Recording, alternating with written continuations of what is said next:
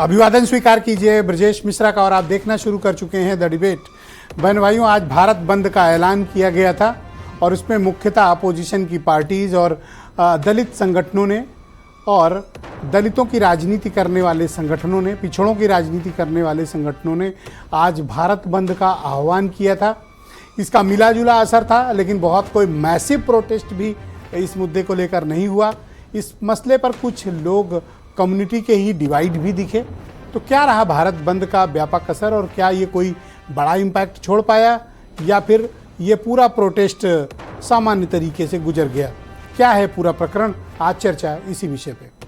बहनों भाइयों, भारत बंद को लेकर पूरे देश भर में पिछले 2 दिनों से चर्चा चल रही थी कि रिजर्वेशन में जो क्रीमी लेयर को अलग करने के का आदेश जो भारत की सर्वोच्च अदालत से हुआ था, इसको लेकर काफ़ी नाराज़गी दलित संगठनों में, शेड्यूल्ड कास्ट समाज की पॉलिटिक्स करने वाली पार्टियों में और पिछड़ों की पॉलिटिक्स करने वाले दलों ने इस मुद्दे पर मुखरता से अपने बयान प्रस्तुत किया था।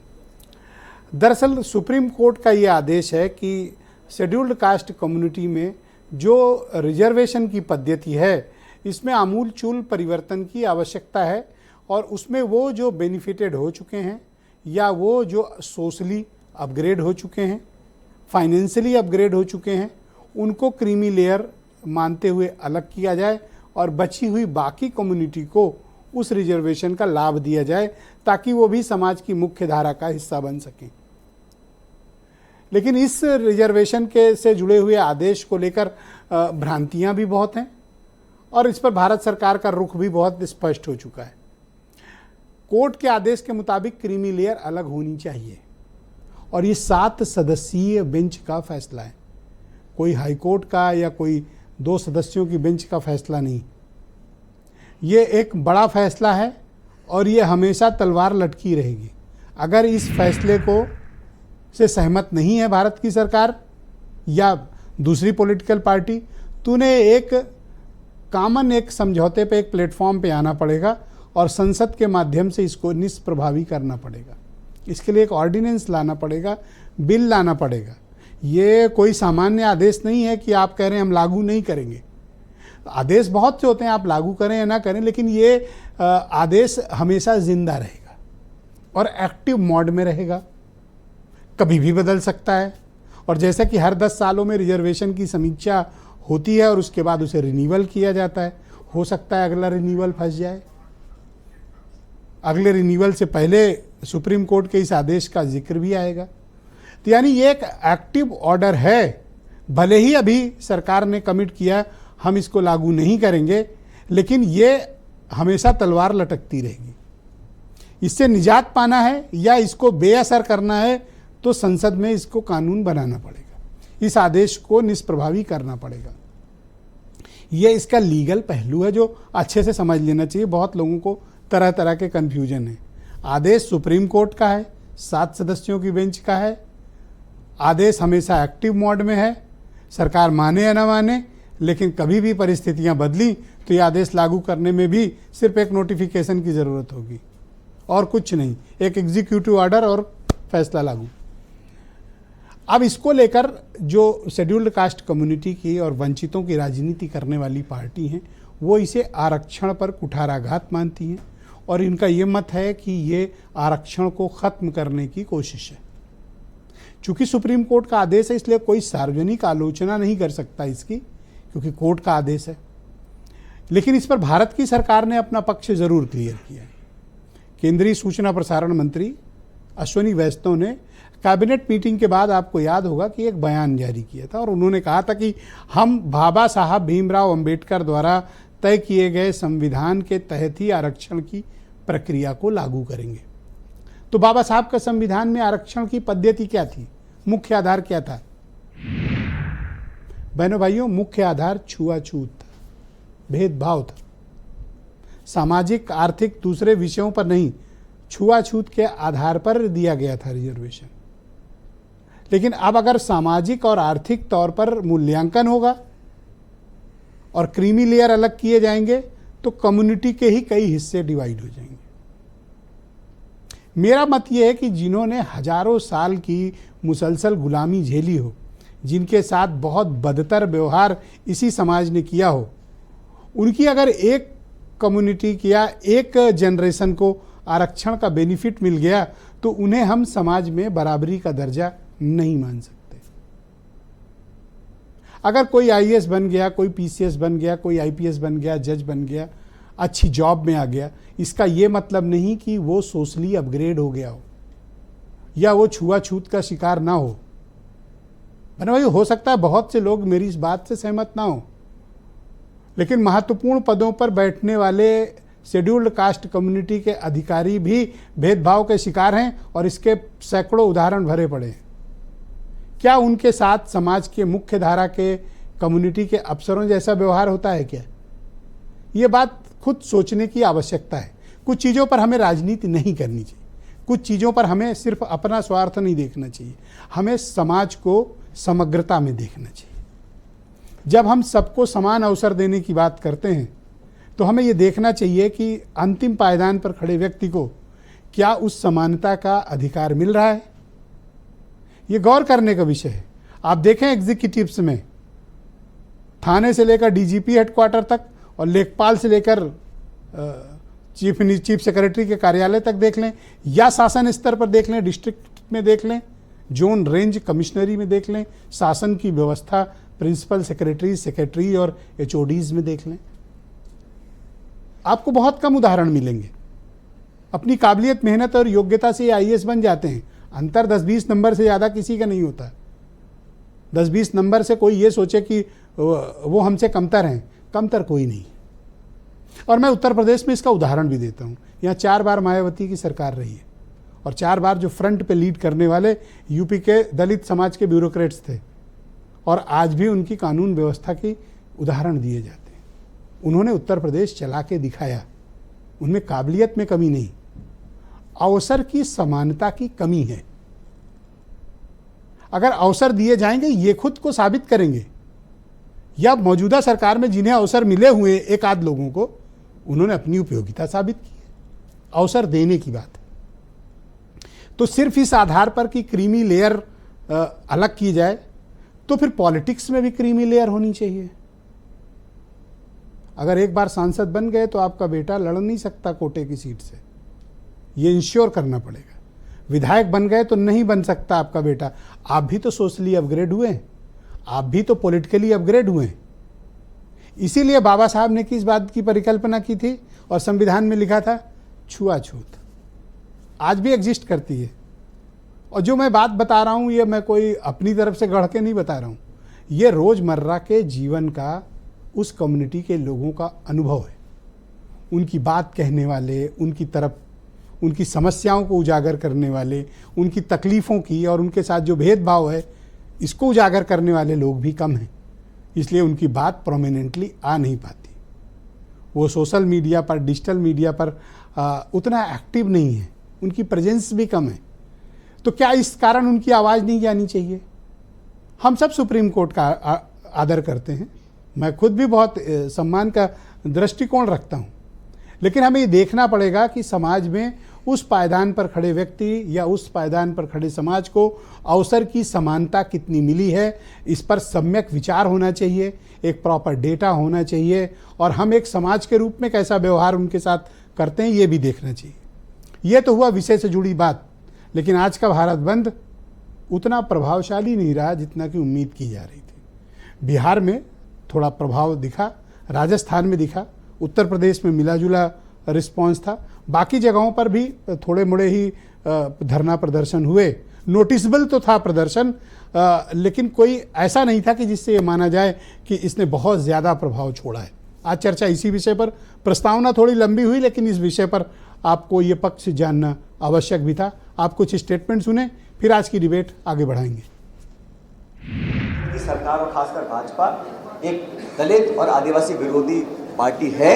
आरक्षण से छेड़छाड़, आईएएस में लैटरल एंट्री, संविधान पर पुनर्विचार करना जो लोग बंद कर रहे हैं वो इसलिए कर रहे हैं क्योंकि केंद्र सरकार ने अभी तक अपना रुख साफ नहीं किया।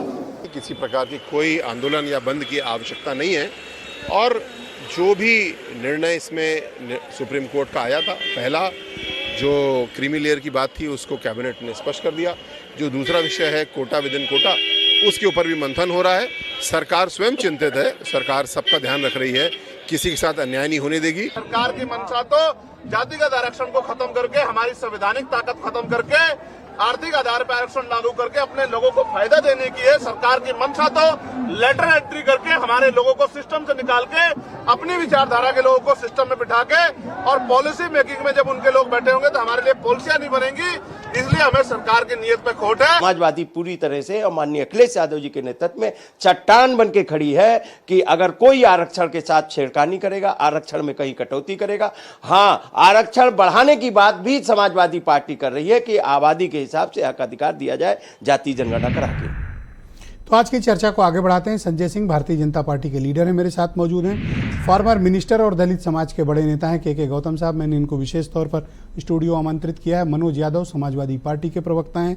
केपी मलिक साहब बहुत ही जाने माने पत्रकार, और कमल वालिया जी मेरे साथ मौजूद हैं, भीम आर्मी के प्रमुख राष्ट्रीय महासचिव हैं, और वीरेंद्र सिंह जी हमारे स्टेट हेड। आप सभी का शुक्रिया और धन्यवाद मेरे साथ इस कार्यक्रम में शिरकत करने के लिए।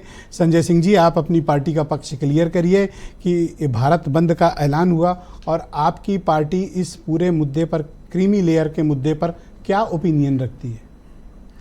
ब्रजेश जी, जैसा कि अभी असीम अरुण जी का बयान हम लोग सुन रहे थे, और ये माननीय सुप्रीम कोर्ट का निर्णय है, 7 जजेस की कॉन्स्टिट्यूशनल बेंच थी, 6-1 से हुआ था। और देखिए इसमें जो सीनियर मोस्ट जो सुप्रीम कोर्ट के जज हैं वो आदरणीय गवई जी हैं, वो खुद उसी वर्ग से आते हैं। खैर वो सुप्रीम कोर्ट का निर्णय है, उस पर मैं नहीं जाता। हमारी सरकार ने जब ये निर्णय आया उसके तुरंत तत्काल बाद सरकार ने निर्णय लिया कि जो व्यवस्था चल रही है वही चलेगी, कोई फेरबदल नहीं किया जाएगा। स्टैंड बहुत क्लियर है भारतीय जनता पार्टी का, मोदी जी के नेतृत्व में भारतीय जनता पार्टी का। तो इसको निष्प्रभावी तो करना पड़ेगा, वरना ये तो देखिए बिल्कुल ये सभी दल बैठ के इस पे बात तो करें। की बात है? नहीं, चिंता की बात क्या, देखिए चिंता तो कांग्रेस को करनी चाहिए। डबल स्टैंड कांग्रेस का है, कांग्रेस के प्रवक्ता पता नहीं जुड़े हैं कि नहीं जुड़े हैं। पंजाब में हमने बुलाया था, आज नहीं सुनिए, हाँ इसीलिए भाग खड़े हुए ना, वो परेशान होते। पंजाब में कोटा विद इन कोटा कांग्रेस ने ही लागू किया था। अब सुप्रीम कोर्ट ने, मानी सुप्रीम कोर्ट ने उसी को जस्टिफाई किया है। कांग्रेस जवाब दे कि अपने पंजाब वाले कांग्रेस के घर ईंट फेंक के अपना नहीं देखिए, नहीं कैसे नहीं, आप अपना पक्ष क्लियर करिए। बिल्कुल हमारा पक्ष क्लियर है। कांग्रेस प्रभावी कैसे करें? नहीं, कांग्रेस को क्लियर करना पड़ेगा, राहुल गांधी को क्लियर करना पड़ेगा। एक लाल किताब लेके घूमते हैं, उन्होंने ही पंजाब में उनकी सरकार ने ये लागू करवाया था, सुप्रीम कोर्ट ने उसी पे मोहर लगाई है। कांग्रेस क्या कहती है, क्या कर रही है, वो मैं एक सुझाव दूं, है वो बेनकाब। मैं एक सुझाव दूं, आप कांग्रेस को एक्सपोज कर सकते हो, पूछो कैसे। नहीं, संसद एक काम करो, संसद में आप एक ऑर्डिनेंस ले आओ, कांग्रेस अपने आप पता चल जाएगा क्या चाहती है। नेतृत्व करेगा है कि नहीं, अपने आप सबका रुख सामने आ जाएगा। लेकिन ये नाटक करने की जरूरत नहीं है सड़क पे। ओके, जब सरकार ने किया है, बहुत मतलब आज जो बनता वो नाटक था। ये नाटक क्या भाई, जब सुप्रीम कोर्ट का मामला है, आप या तो रिव्यू पिटीशन में चले जाइए या सरकार से बात करके सहयोग करके कहिए भाई हम ये निर्णय इसको हम आपके साथ में है जो कैबिनेट में। संजय जी, आप ऐसा कह के बहुत से लोगों के सेंटिमेंट्स को हर्ट कर रहे हैं। नहीं, क्यों हर्ट कर रहे हैं? अगर भारत बंद, उन्होंने कोई हिंसा तो की नहीं, और तो डेमोक्रेसी में ये है आप बंद का आह्वान कर सकते हैं।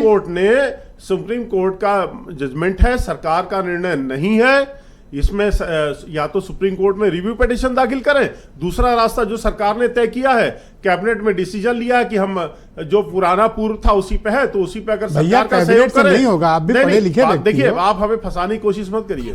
ना, बिल्कुल बहुत साफ है इसमें। या तो आप सरकार के साथ खड़े होइए, सरकार के साथ खड़े होइए। मैं जनता के साथ खड़ा हूं, मैं अपनी क्लैरिटी दे रहा हूं। आप सरकार के साथ खड़े होइए, मैं जनता के साथ हूं। निर्णय हम आपके साथ हैं। मैं जनता के साथ हूं। नहीं, जनता नहीं, इसमें जनता नहीं है। आप आदेश लाओ ना, निष्प्रभावी कर दो। समाज के आदरणीय के गौतम जी हैं, वही ज्यादा अच्छा बता पाएंगे। ओके, चलो गौतम जी, आप बताओ मुझे, वही बता पाएंगे। क्या मुझे जितना बोलना था मैंने बोल दिया। कांग्रेस से पूछिए, राहुल गांधी, या अगर कैबिनेट ने कह दिया कि नो, हम तो पुराने पे ही कंटिन्यू करेंगे, तो वही लीगली सही रहेगा, और भारत बंद की जरूरत क्यों पड़ी? इसको ठीक नहीं मान रही है? सबसे पहले मैं आपके चैनल भारत समाचार को आभार प्रकट करूंगा क्योंकि आपने जन मुद्दे को जो उठाया है ये बहुत ही सराहनीय है। मैं बताना चाहूँगा कि सदियों से वर्ण व्यवस्था से जन्मी जाति व्यवस्था वंचित समाज, जो भारतीय समाज में विभिन्न संवैधानिक वर्गों का SC ST की जो कल्पना की गई है, पिछड़ा वर्ग की कल्पना की गई है, प्रत्येक स्तर पर प्रतिनिधित्व सुनिश्चित करने की आरक्षण की व्यवस्था की गई। आरक्षण माने होता भागीदारी जी, या प्रतिनिधित्व करना। तो अब सवाल इस उठता है कि आरक्षण क्यों किया गया, आरक्षण क्यों किया गया। अभी हमारे चैनल के भाई साहब ने बताया कि आरक्षण क्यों किया गया। छुआछूत, जनप्रतिनिधि न बनाना, भागीदारी ना करना और सदियों सदियों से पीछे रखना। ये आरक्षण जो है कोई गरीबी उन्मूलन का कार्यक्रम नहीं है जिसमें कि क्रीमी लेयर लाया जाए, क्योंकि भारतीय संविधान में व्यवस्था है आरक्षण के बारे में जो सुनिश्चित व्यवस्था परम पूज्य बाबा साहब अम्बेडकर ने किया है। सामाजिक और शैक्षिक, आर्थिक कहीं होता नहीं, आर्थिक कोई मतलब नहीं है। सामाजिक व्यवस्था में सामाजिक व्यवस्था और शैक्षिक व्यवस्था, क्या आप सामाजिक और सामाजिक और शैक्षिक व्यवस्था पूरा हो गया? आधार तो छुआछूत ही है ना। आधार तो हुआ, आधार तो मेन कारण तो सामाजिक और शैक्षिक और फिर छुआछूत तीनों हुआ। तीनों का कारण अभी जानना पड़ेगा, क्या ये वर्तमान सरकार या कोई भी सरकार, क्या ये छुआछूत खत्म कर दिया, सामाजिक अपमान खत्म कर दिया? ये तो आप बताओ खत्म हुआ कि नहीं छुआछूत? मैं पूछना चाह रहा हूँ सर, वर्तमान सरकार आप से। तो मिनिस्टर तक रह चुके हो तो आप बेटर बता पाओगे। भारतीय साहब से पूछना चाहूँगा, हमारे बगल बड़े भाई संजय जी, बैठे हाँ। हुए हैं, संजय भाई बैठे हुए हैं, इनसे भी पूछना चाहूँगा, क्या ये सामाजिक जो छुआछूत है क्या खत्म हो गया? एक IAS हो, चाहे माननीय राष्ट्रपति हो, चाहे पूर्व राष्ट्रपति हो, क्या इसके साथ छुआछूत है या नहीं है? इसके साथ क्या मंदिर में जाने की व्यवस्था है कि नहीं है? क्या अयोध्या मंदिर में जाने की व्यवस्था थी कि नहीं व्यवस्था थी? क्या इन महान पुरुषों, जो महान पुरुष हैं, हमारे राष्ट्रपति हुआ करते हैं, माननीय हैं, और हमारे राष्ट्रपति जो महा देश का हमारा सबसे बड़ा उच्च पद पर विराजमान व्यक्ति को, क्या सामाजिक व्यवस्था के साथ आर्थिक व्यवस्था इनकी कमी है? आर्थिक व्यवस्था क्या इनकी कमज़ोर है कि इनको क्यों नहीं बुलाया गया? शिलान्यास के दौरान क्यों नहीं बुलाया गया? वर्तमान हमारे राष्ट्रपति जो हो या पूर्व राष्ट्रपति जो हो, वो तो आई थी दर्शन करने गई बाद तो में। दर्शन करने आया। दूसरी चीज़ है, जब आप आए हमारे PM महोदय, इनको भी ना चाहिए, प्रोटोकॉल में प्रधानमंत्री से ऊपर होता राष्ट्रपति, आप क्यों नहीं लाए? आप जब नया संसद बनाए तो आपने यहाँ क्यों नहीं लाए? आप क्यों नहीं लाए भाई, बताइए तो। क्योंकि ये सामाजिक व्यवस्था अभी भी वर्तमान है। इस सामाजिक व्यवस्था तभी सुधरेगी जब हमारे नीति और नियत में कुछ फर्क आना चाहिए, हमारी नियत भी अच्छी होना चाहिए।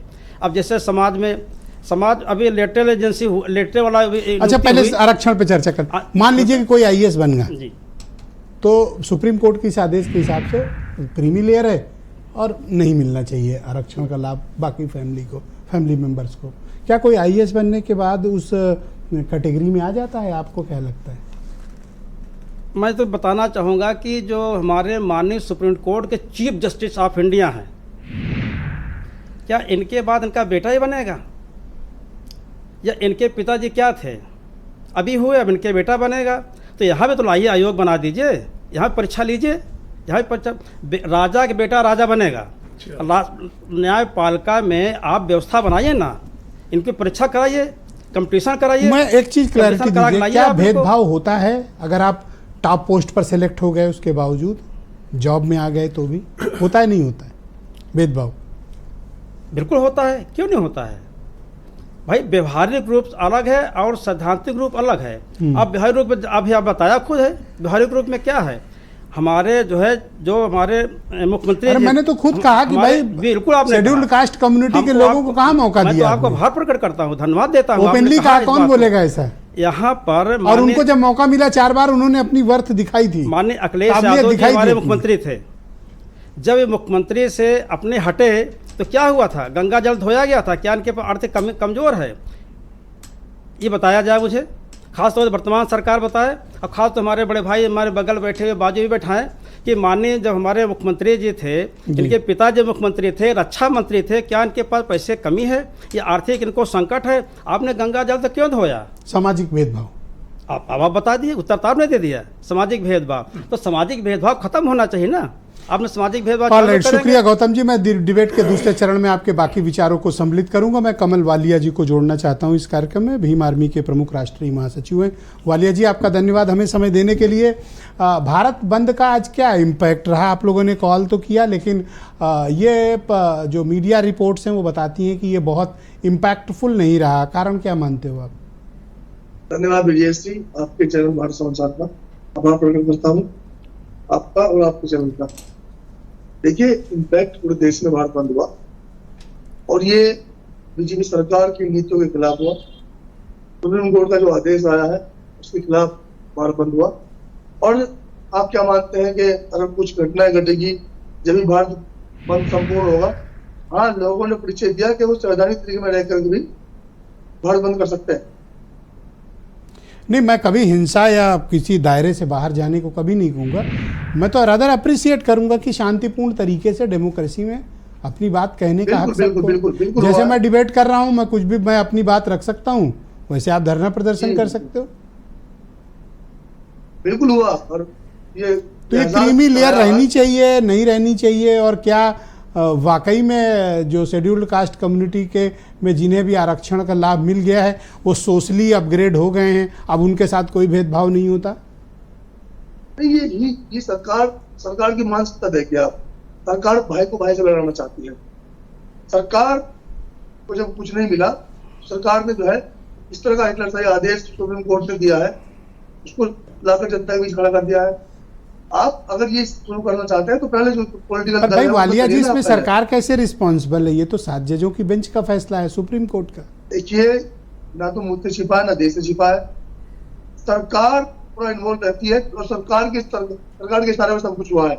आज जो न्यायपालिका, सम्मान करता हूँ मैं न्यायपालिका का, तो संविधान को मानता हूँ। संविधान, इस देश का पवित्र संविधान डॉक्टर B.R. अम्बेडकर जी ने लिखा है और मैं सम्मान करता हूँ न्यायपालिका का। लेकिन जो तुगलकी फरमान आया है और इससे पूरा भारत जो बहुजन समाज है वो आहत है। उसको उन्होंने जो आज एक बड़ा आंदोलन किया और जो संपूर्ण भारत बंद हुआ, बहुत उन्होंने जो है। तो आप क्या चाहते हो? सरकार ने, कैबिनेट ने तो, केंद्र सरकार की कैबिनेट कमेटी ने तो ये कह दिया है कि हम बाबा साहब वाला ही लागू रखेंगे, ये जो नया आदेश आया इसको हम लागू नहीं करेंने।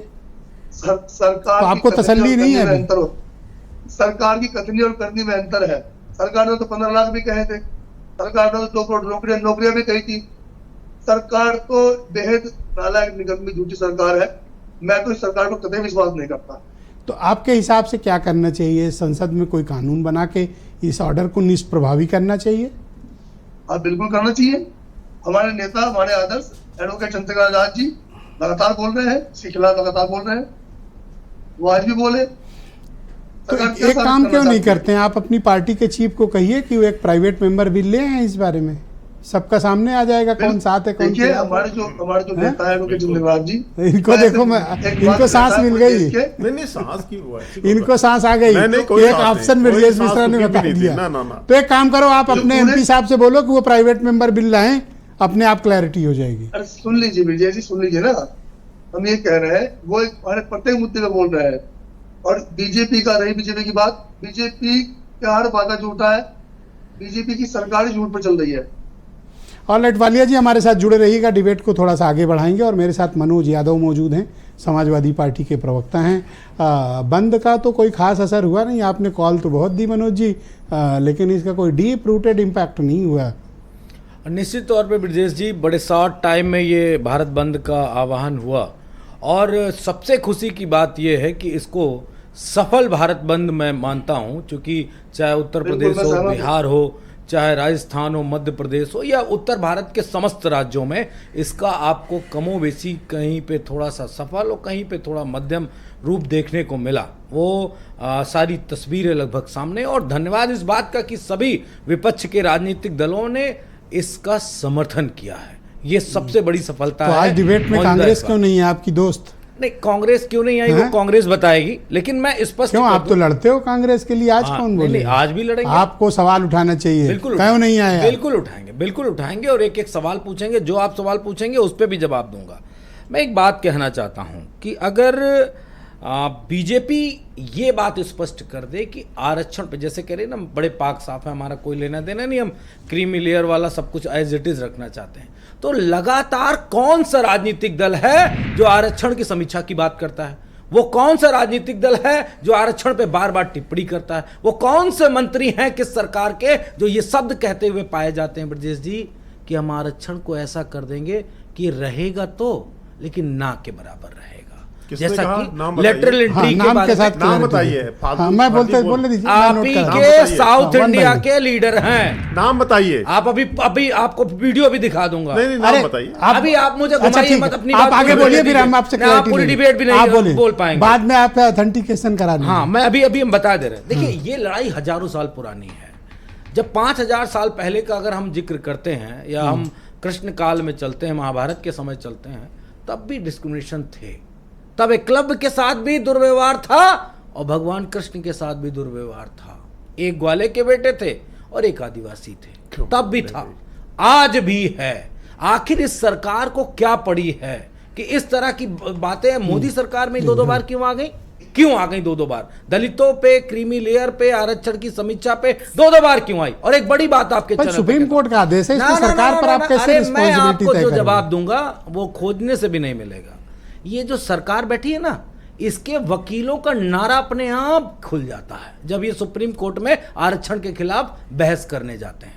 इनके जितने भी जनरल, सेक्रेटरी जनरल, जितने भी हैं अटॉर्नी जनरल, सबके नारे अपने आप खुल जाते हैं और वो उनका सारा कंसंट्रेशन अपने पैजामे पे रहता है। तब ये बहस हाँ, नहीं थोड़ा कर सा पाते। मतलब ना बिल्कुल ना मेरे उदाहरण बिल्कुल स्पष्ट है ब्रजेश जी। मैं कोई आपत्तिजनक बात नहीं कर रहा। किसी का अरे नारा एक खुल मिनट, गया, एक किसी मिनट। का वो। आप डिबेट करा रहे हैं, अगर आपका नहीं, ऐसे शब्दों का चयन क्यों करेंगे? इसलिए करते हैं, इनको समझ में तभी आएगा। अच्छा, और इसका पीछे कारण है। एक बाजार में एक शब्द लिखा होता है, नक्कालों से सावधान। नक्कालों से सावधान मैं इसलिए कह रहा हूं कि देश के पिछड़े प्रधानमंत्री तीसरे टर्म की शपथ लिए हैं, तीसरी बार शपथ लिए। कौन है? पिछड़े प्रधानमंत्री। और वो प्रधानमंत्री ना पिछड़ों के, ना आदिवासियों के, ना हमारे SC ST समाज के, ना अल्पसंख्यकों के, वो है ही नहीं है। तो एक काम क्यों नहीं करते आप लोग? संयुक्त विपक्ष हैं और आपके पास इंडिया ब्लॉक जैसा अपोजिशन का ताकतवर अलायंस भी है।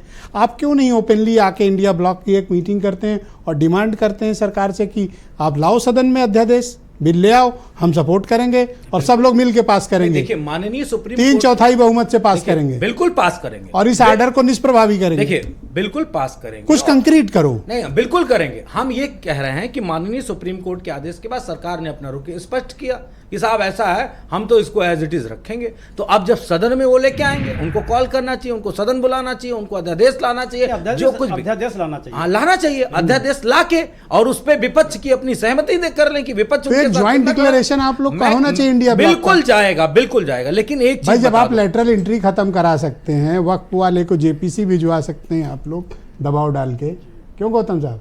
इस आर्डर को देखिए, निष्प्रभावी करने के लिए वही पहल करो। ब्रजेश जी, प्रभाव तो हर बात का विपक्ष का ही रहेगा। अब सत्ता में बैठे लोग प्रभावशाली नहीं रहेंगे। ये तो टाइट बात कर रहे हो। नहीं, टाइट नहीं, बिल्कुल सत्य बात है। आप बताइए, लेटरल एंट्री में बैक होना पड़ा कि नहीं? वक्फ बोर्ड पे बैक होना तो पड़ा कि नहीं काबिल पड़ा? लोगों को भर्ती आपको- करना था। हाँ? काबिल लोगों को। काबिल अरे मुझे मालूम है, पिछड़े प्रधानमंत्री जी इतने काबिल हैं कि वो उनको अपने अलावा दूसरा पिछड़ा प्रधान कोई अधिकारी काबिल दिखता भाई, ही अगर नहीं। डोमेन पिछड़ा, के जानकार मैसी। एक्सपर्ट लोग आएंगे तो सरकार का कामकाज और अच्छा बढ़ेगा। IAS की परीक्षा देके जब वो जाते हैं वहां, तो वो काबिल नहीं होते हैं क्या? नहीं होते, पर डोमेन की जानकारी होनी जरूरी नहीं, है। हमको उसी दिन मालूम हो गया था जब प्रधानमंत्री जी ने उनकी बत्तियां छीनी थी। मुझे मालूम था उसी दिन प्रधानमंत्री मोदी जी की ये बात मंशा थी कि सबसे बड़ा काबिल मैं हूं। ओके, तो अब ये आपके IAS पास रोड अधिकारी प्लान नहीं। है, कुछ रोड मैप है कि आप क्या करोगे आगे इस मुद्दे पर? सरकार को अभी ये पिछड़ों की, अभी दलितों की बात है, हमारे आदिवासियों की बात है, इसके बाद जो बैकवर्ड में भी इन्होंने बनाया है क्रीमी लेयर, अब उसको भी रिबैक करना पड़ेगा। ऑलराइट, KP मलिक साहब हमारे साथ जुड़े हुए हैं, बहुत ही जाने माने पत्रकार हैं और इस बंद का ज़्यादा असर पश्चिम उत्तर प्रदेश में ही दिखा है। आप वहीं से ताल्लुक़ रखते हैं। मलिक साहब, स्वागत आपका और धन्यवाद। मैं आपसे जानना चाहता हूं, भारत बंद का सोशली और पॉलिटिकली क्या इम्पैक्ट रहा, अपोजिशन की इसमें क्या भूमिका रही है, और क्या ये भारत बंद वो संदेश देने में कामयाब रहा है जिसके लिए इसको आयोजित किया गया था? देखिए ब्रजेश जी, अगर आप भारत बंद की बात करें, उत्तर प्रदेश और उसके अलावा दूसरे भी नॉर्थ इंडिया के कई हिस्सों में एक मैसेज तो गया है। और मुझे लगता है कि 2024 के लोकसभा चुनाव के बाद जो राजनीतिक दल हैं उसमें एक चेतना दिखाई दी है, जो 2024 के चुनाव से पहले इतनी हिम्मत नहीं कर पाते थे, चाहे वो सियासी दल हों, चाहे वो तमाम अन्य लोग हों जो आज की डेट में बोल रहे हैं, मुद्दों को उठा रहे हैं, तो कहीं ना कहीं उनके उत्साह में मुझे वृद्धि नज़र आ रही है। और आपने जैसे कि जिक्र किया है, चाहे वो लेटर एंट्री की बात हो, चाहे वो एक बिल की बात हो जो हाल फिलहाल पार्लियामेंट में आया, तो प्रधानमंत्री और भारतीय जनता पार्टी की सरकार कई मुद्दों पे जो 2 कदम पीछे लिए हैं सरकार ने, उससे कहीं ना कहीं मुझे लगता है कि जो विपक्षी दल हैं उसमें एक चेतना आई है और उसको लेकर वो आगे बढ़े हैं। दूसरी बात एक ब्रजेश जी देखने वाली ये है कि जो कांग्रेस लगातार आरक्षण का और बाकी चीज़ों का विरोध करती रहती थी, आज कांग्रेस भी आरक्षण के पक्ष में खड़ी है। ये दिलचस्प बात है। और ये मैं मानता हूँ कि जो मुद्दा है आरक्षण का, ये बहुत गंभीर मुद्दा है। आपने भी अपने शुरुआती उद्बोधन में कहा कि ये कोई पैसा कमाने के लिए, नौकरियां करने के लिए और आर्थिक आधार पर कर चीज़ों को करने के लिए ये आरक्षण लागू नहीं किया गया था। जो हमारे पूर्व नेता थे, जो हमारे बड़े बुजुर्ग थे, उनकी चिंता ये थी कि जिस प्रकार से छुआछूत की बीमारी एक भारत में सैकड़ों सालों से चली आ रही है, क्या आज़ादी के बाद उसमें कुछ कमी लाई जा सकती है क्या? वो चिंता उनकी भी थी और वो चिंता आज तक बरकरार है। आपने बहुत अच्छा मुद्दा बताया कि आज चाहे वो IAS हों, चाहे वो सेक्रेटरी हों, चाहे वो कितने ही बड़े अधिकारी हों, जज हों, आज भी वो इस बीमारी से बच नहीं पा रहे हैं। मैं केंद्र सरकार के जो कई सारे अधिकारी हैं, नौकरशाह हैं, चाहे वो कितने बड़े अधिकारी हों, चाहे वो कितने बड़े मंत्री हों, कितने बड़े नेता हों, उनकी पीड़ा बहुत करीब से देखता हूँ। कई सारे मंत्रियों से हमारी मुलाकात होती है। केंद्र में आज भी ऐसे मंत्री हैं जो उनको इस चीज को झेलना पड़ता है। नाम कई बता सारे दीजिए, ऐसे सेक्रेटरी, नाम बताइए, कई नाम सारे ऐसे उनको अपना बात कर लेने दीजिए। कई सारे ऐसे नहीं, अधिकारी, झूठे आरोप अधिकारियों की बात है। अरे यहाँ बहुत उदाहरण मिल जाएंगे, आप इस मुद्दे को न छेड़ें, बहुत हर्ट हो जाएंगे। हाँ बोले आप मलिक साहब, कंटिन्यू। नाम बता दें ना प्लीज, बात कर रहे हो? हम किसी इंडिविजुअल पे बात क्या बात कर रहे हैं? हम सोसाइटी पर बात कर रहे हैं। मेरा कहना यह है कि सोसाइटी है जो होल बात हो रही। मलिक साहब कंटिन्यू। ब्रजेश जी, मुझे लगता है कि के गौतम जी से मुझे आशा थी कि वो कुछ आंकड़े रखेंगे, कुछ वो चीज़ें बताएंगे कि क्या होगा। वो उन्होंने उस चीज़ का जिक्र ना करते हुए वो थोड़ा राजनीति की तरफ उसको ले गए। और इसमें कोई दो राय नहीं है कि तमाम सियासी दल हैं उस पर राजनीति होगी। आज जितने सियासी दल हैं सब विरोध में आ गए हैं, एक आध को छोड़ के। अच्छा, एक लाइन में क्लैरिटी दो। आपने एक मुद्दा उठाया, फिर वो इस मुद्दे का जवाब। क्या दलित समाज के अफसर, चाहे IAS हो, IPS हो, PCS हो, PPS हो, इंजीनियरिंग सर्विस के हो, फिनांस सर्विस के हो, एजुकेशन सर्विस में हो या जज हो, कहीं भी किसी पोजीशन में हो, क्या वो भेदभाव का शिकार होते हैं पोस्टिंग में या नहीं?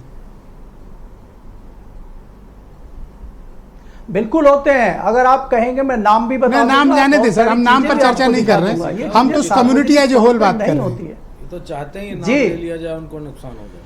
ऑलराइट, बीरेन जी, ये चीज आज भी है, इसीलिए मैं इस बात की चर्चा कर रहा हूं। एग्जैक्टली, मैं अपने ओपनिंग डिबेट में भी सर मैंने यही मुद्दा उठाया था और यही बात कही थी कि उसी सर्विस से वो भी आते हैं।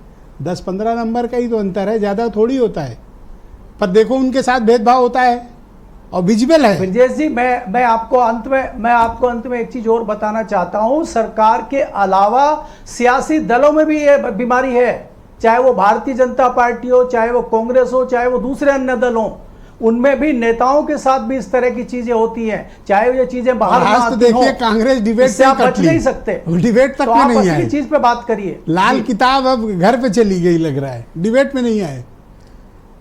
अरे अब ये हमसे मनोज क्या उनसे कह रहे थे संजय सिंह की आए नहीं, अब क्या मैं जबरदस्ती पकड़ के लाऊं सुरेंद्र राजपूत को कि चलो डिबेट में, चलो डिबेट में, वरना अभी कांस्टेबल भेज के बुलाएंगे।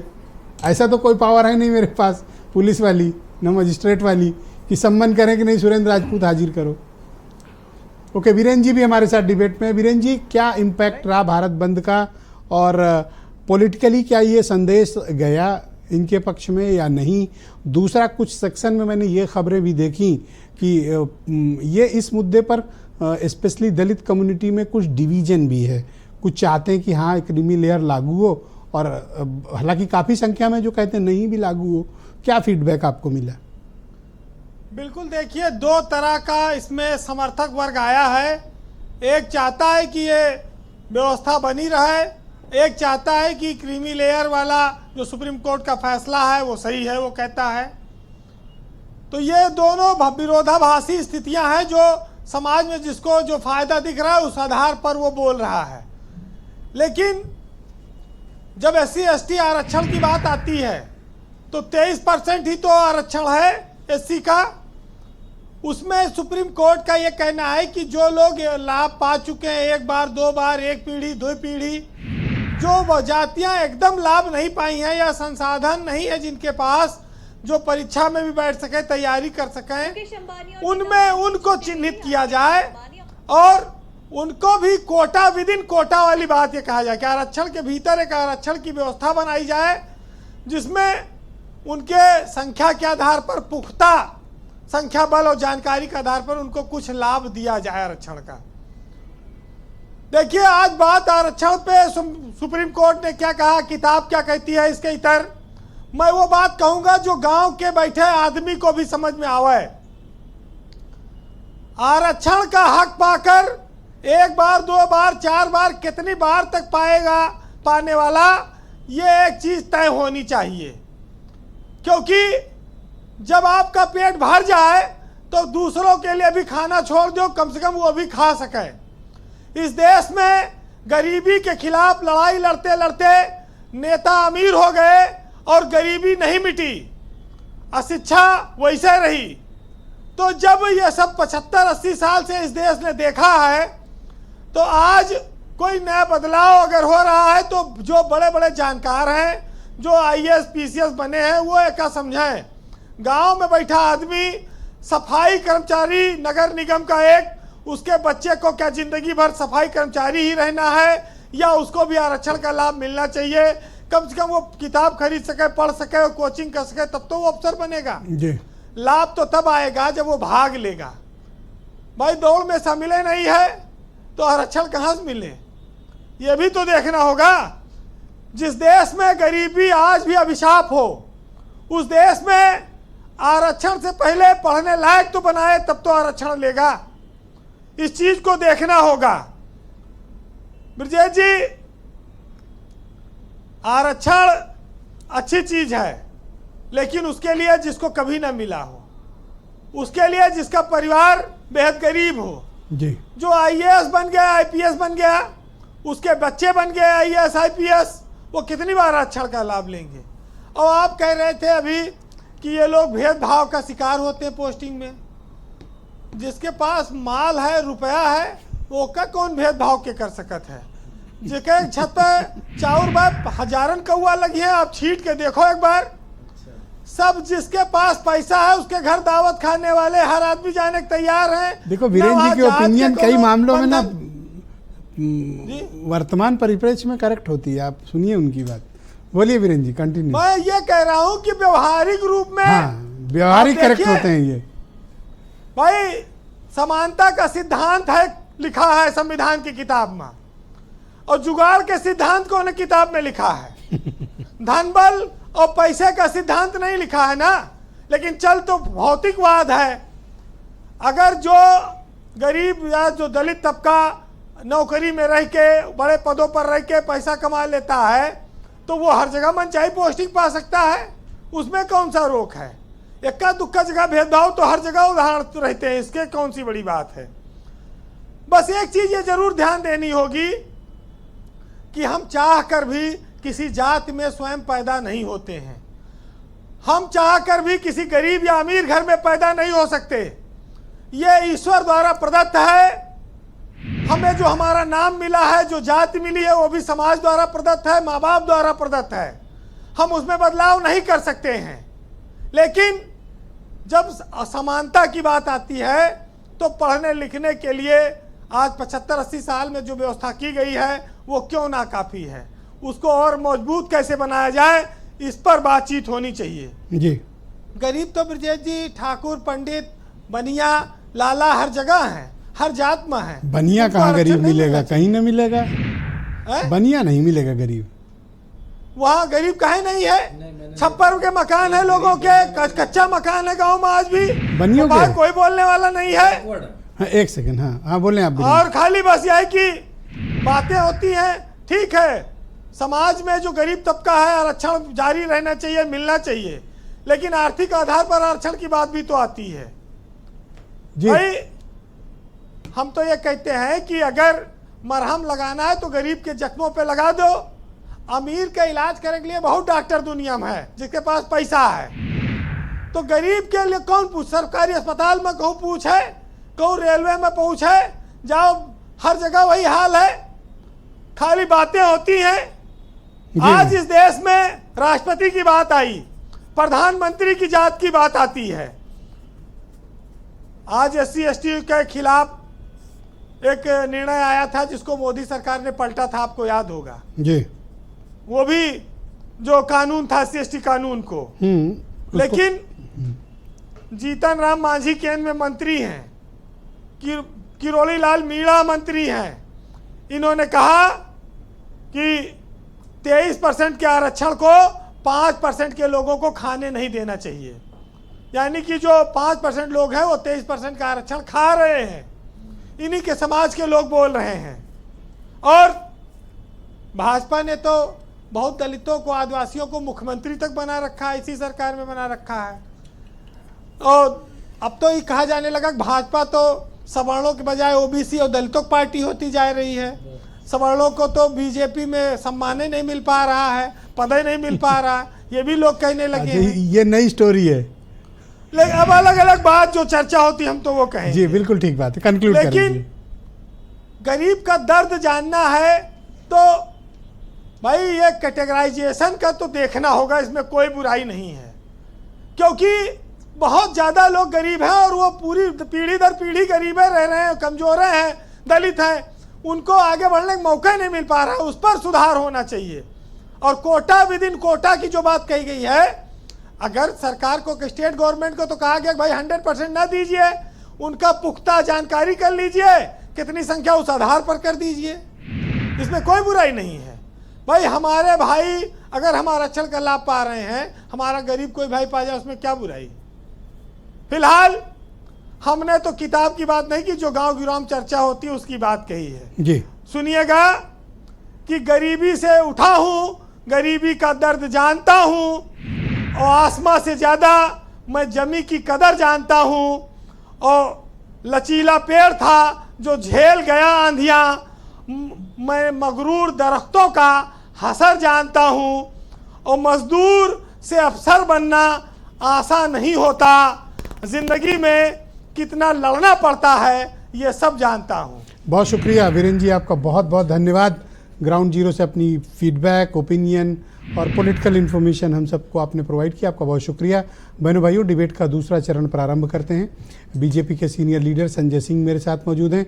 संजय जी, आप मुझे बताइए कि अब जब आपने अपोजिशन की प्रतिक्रिया देखी, आपसे उम्मीदें इसलिए अधिक हैं क्योंकि आप सत्तारूढ़ दल हैं और आप सरकार में हैं, इसलिए आप सम्यक न्याय आप ही की पार्टी कर सकती है, लिहाजा इस पर पहल भी आपको करनी होगी। इसकी पहल को शुरू करने में आपको क्या कठिनाई है? देखिए, पहल तो उसी दिन दिख गई थी, साफ नज़र आ गई थी जब कैबिनेट ने डिसीजन लिया माननीय प्रधानमंत्री जी के नेतृत्व में कि जो व्यवस्था पहले चल रही थी वही रहेगी, तो उसमें तो अब कोई इफबट वाला सवाल नहीं है। अब इसमें कांग्रेस, अब देखिए आज आपके चैनल पे कांग्रेस के प्रवक्ता नजर नहीं आ रहे हैं और उसमें सवाल खड़ा होता है कि आपके मित्र को बुलाया था सुरेंद्र जी, तो कांग्रेस क्यों भाग रही है? कांग्रेस भाग इसलिए रही है, मैं बताता हूं कि कांग्रेस पंजाब में किस मुंह से जाएगी। वह जब ये कोटा विद इन कोटा उन्होंने लागू किया है तो वहां के दलित समाज को क्या मुद्दे दिखाएंगे कांग्रेस वाले? दूसरी बात जो सबसे बड़ा विषय है, हमारे बगल में भी शायद समाजवादी के नेता बैठे हुए हैं और उधर मनोज यादव जी भी बैठे हैं, बड़ी बड़ी बातें कर रहे थे, दलितों के बड़े हितचिंतक। सबसे ज्यादा दलितों पर अत्याचार सपा सरकार में हुआ, आंकड़े उठा के देख लीजिए। और एक मैं आपको ज्वलंत बता देता हूं, ब्रजलाल जी का नाम सुना होगा, मनोज यादव जी आपने, हाँ, याद है ना बहुत उनका नाम, अच्छे ब्रजलाल नाम जी का। हाँ। किस तरह से आप लोगों ने अपमानित किया था वहाँ ब्रजलाल मत्था जी को। टेके सर एक सेकंड नहीं सुन लीजिए, ब्रजलाल जी को वन बाई वन बात दलित करें। समाज ने एक-एक बहुत करके। मिर्ची मालूम लगेंगी है। आपको। One by one. किस तरह ऐसे से मजा नहीं बेइज्जत है। किया था आपने आप ब्रजलाल नोट कर जी लो, को। जवाब अपनी बारी वो में देना। दलित समाज भूलेगा नहीं। और मायावती जी के साथ जो अपने स्टेट गेस्ट हाउस कांड में किया था, आप दलितों के लिए बोलने के अधिकारी नहीं हैं आप। पर आज तो बिल्कुल जो अधिकारी नहीं बंद है। बुलाया था आप उसमें तो सर्टिफिकेट लिए घूम रहे हैं आज तो दलितों मायावती पे। ने भी बुलाया था। आपको बिल्कुल आपको लज्जा ही नहीं है। अभी अयोध्या में कांड हुआ है, अति पिछड़ा समाज की लड़की बच्ची है, उसके लिए आपके लिए वो एक शब्द नहीं निकल रहा है। आप बड़े भारी तैसी बन रहे हैं। दूसरी बात है, एक जवाब दीजिए आप हमें, आपके जो मित्र हैं कांग्रेस वाले, कर्नाटक में पिछड़ा दलितों का हक छीन के मुसलमानों को आरक्षण दे रहे हैं, उस पर आप लोग नहीं बोलते। ये एक बात नोट कर लीजिए, दलित और पिछड़ों का आरक्षण छीन के अगर आप लोगों ने मुसलमानों को आरक्षण दिया तो इस देश में बिल्कुल नहीं चलने देंगे आपको हम लोग। आप दलितों और पिछड़ों का हक छीन के मुसलमानों को आगे आप इस देश में मुझसे जवाब नहीं, आप सुन ही लीजिए, पास आप सुन लीजिए, 20 सेकंड और बचे हैं, संविधान बस। आप खत्म करने पे आमादा है, क्योंकि आप उन लोगों के साथ हैं जो शरीयत लागू करना चाहते हैं। आपके alright, thank you Sanjay ji, धन्यवाद। Now go ahead. अब आउट ऑफ टर्न आपको मौका देता हूं बोलने। आपके जो आपके छुपा बाद एजेंडा है। गौतम जी को बुलाइए। देखिए, अब आप बोलिए। सबसे पहले तो इन्होंने अपने फर्स्ट रिमार्क में ये बोला था, फर्स्ट टर्म में, कि हमारे साथ ये लोग खड़े हो जाएं, दलित और पिछड़े, जो आरक्षण और क्रीमी लेयर वाले लोग, तब ये काम करेंगे। तो किसके दम पे हो सरकार में? किसके दम पे? हमने ये नहीं कहा। नहीं, एक मिनट, नहीं, आप मुझे अपनी बात देखिए, फिर मैं बिल्कुल नहीं। डिबेट को नागपुर के वोट से तो सत्ता में बैठे नहीं नरेंद्र मोदी जी, इन्हीं दलितों पिछड़ों के आरक्षण पे, इन्हीं के वोट से आप सत्ता में हैं। तो आप किस तरह का साथ चाहते हैं? एक बात ये अभी आप क्लियर कर दीजिएगा। जो आपने हमसे कहा, निश्चित तौर पे समाजवादी पार्टी और बीएसपी आमने सामने सत्ता और विपक्ष के रूप में लगातार 10 सालों से ज्यादा सामने रही है। निश्चित तौर पे जो एक दूसरे के सामने होता है, वहां तमाम सारी प्रतिद्वंदताएं होती हैं, तमाम सारे मुद्दों पे बातें होती हैं, लेकिन हमने किसी का कोई नुकसान नहीं किया। और अगर किसी माननीय सुप्रीम कोर्ट के आदेश से अगर हमको कुछ लागू का हटाना पड़ गया था, तो ये हमारा वादा है कि हम ही लेके आएंगे। 11 साल से आप सत्ता में बैठे हो, आप नहीं दिए। दूसरी बात, अगर आप चलो एक काम करते हैं, हम है गौतम जी, एक पिछड़ा एक दलित है, हजारों साल का है डिस्क्रिमिनेशन, 10 साल हम दोनों लोगों को दे दो, 10 साल हमारा छड़ छोड़ देंगे। मैं अपने समाज की तरफ से कह रहा हूं, बड़ी बात कह रहा हूं। रुको, क्या करेंगे? आप 10 जिस तरह हजारों साल, एक बोलिए, पहले बात सुन बोलिए। लीजिएगा, बड़ी बात कहने जा रहा हूं। 20 सेकंड बचे हैं। 20 सेकंड बचे हैं। जिस तरह हजारों साल हम दलित और पिछड़ों ने आपका मार और आपका अन्याय सहा, 10 साल हमें दे दो, हम आप पे अन्याय कर ले।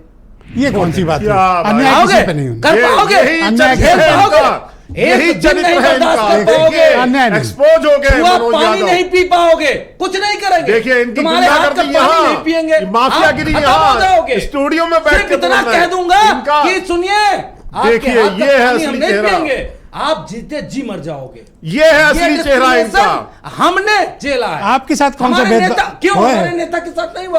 क्या हमारे भेदभाव? नेता मंदिर गए, हमारे नेता अरे मंदिर गए, झूठ बोलते हैं इसके आप बाद लोग। उसको धुलवाया एक गया। सेकंड, कह लीजिए। महाराणा प्रताप की मूर्ति पे हमने माल्यार्पण किया, उसको धुलवाया गया। हमारे नेता और बहन जी जिस मकान में रही, उस घर को धुलवाया गया योगी आदित्यनाथ के द्वारा। और इस तरह का कोई एक उदाहरण नहीं है, इस सदी का उदाहरण नहीं है।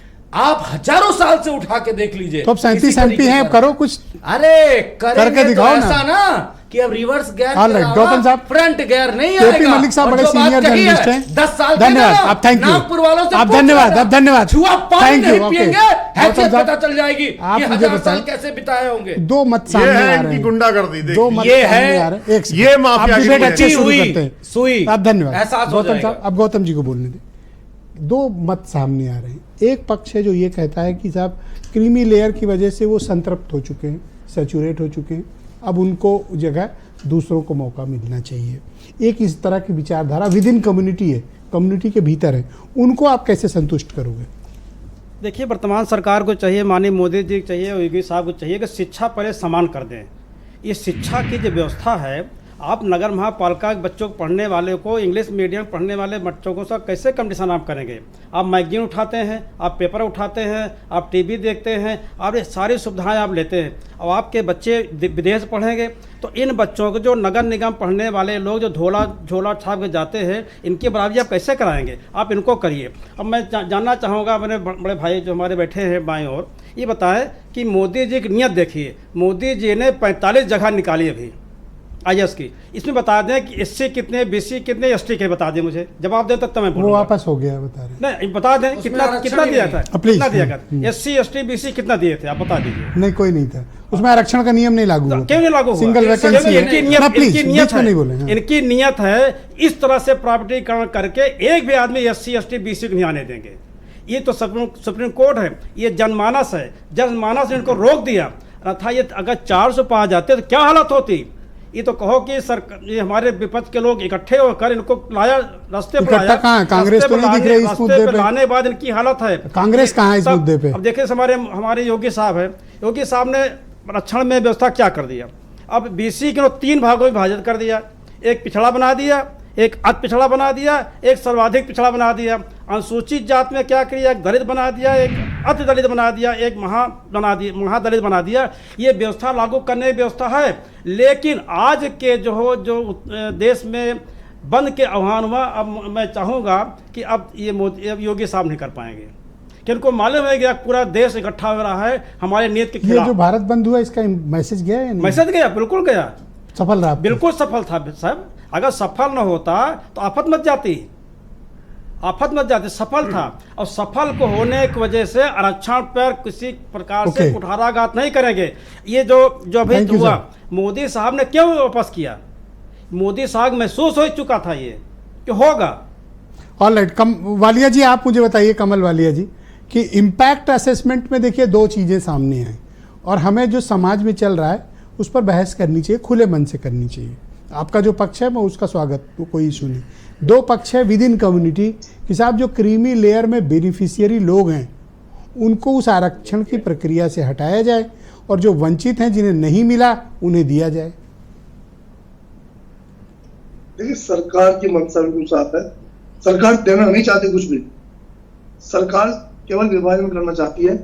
और यहाँ ना तो कांग्रेस कम है, ना बीजेपी कम है और ना सपा कम है। ये लोग जब चुनाव आता है तो बाबा साहब की बात करते हैं सिर्फ वोट के लिए। आज कांग्रेस गायब है, ठीक है, और जो लोग सत्ता में रहे उन्होंने क्या किया समाज के लिए? बोले मुझे समाज के लिए उन्होंने क्या किया।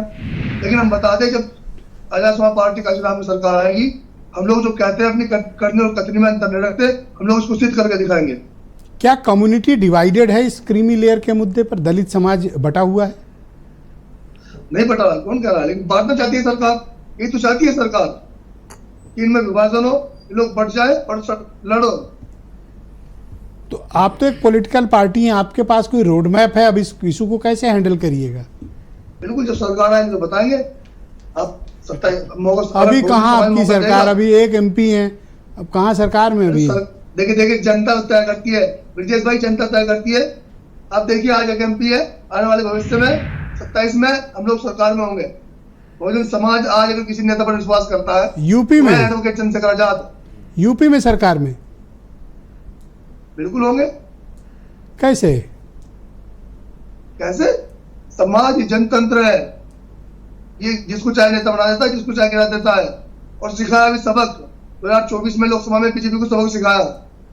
अलवाया साहब को मैं बधाई दूंगा कि आपकी सरकार बने हैं। मैं बधाई दे रहा हूं कि आपकी सरकार बने।